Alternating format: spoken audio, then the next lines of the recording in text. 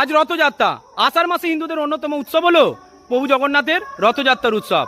প্রতি বছর আষাঢ় মাসের শুক্লাপক্ষের দ্বিতীয় দিন সমস্ত হিন্দু সনাতনী সমাজ মেতে ওঠে এই রথযাত্রার উৎসবকে কেন্দ্র করে। রথযাত্রা শব্দের প্রকৃত অর্থ হলো রথে করে ভ্রমণ। অর্থাৎ আজকের দিনেই পুরীর জগন্নাথ ধাম থেকে জগন্নাথ, বলরাম এবং সুভদ্রাকে তিনটে রথে চাপিয়ে গুন্ডিচা মন্দির অর্থাৎ জগন্নাথ দেবের মাসির বাড়ি পর্যন্ত নিয়ে যাওয়া হয়। আর এই যাত্রাকেই আমরা সনাতনীরা রথযাত্রা বলে থাকি। এই রথযাত্রার দিনে রথের দড়ি ধরে টান দিলে জীবনের মুক্তি মেলে। এই রথযাত্রার উৎসব শুধুমাত্র যে ঝাড়খণ্ডে, উড়িষ্যাতেই হয় তা কিন্তু নয়।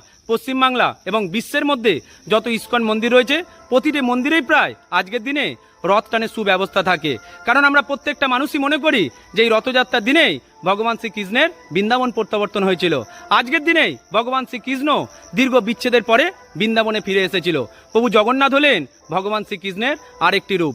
জগন্নাথ শব্দের প্রকৃত অর্থ হলো জগতের নাথ, জগতের প্রভু।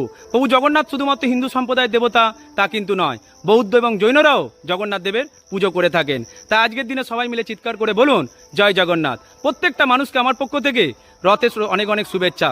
সকলে ভালো থাকবেন আর সুস্থ থাকবেন।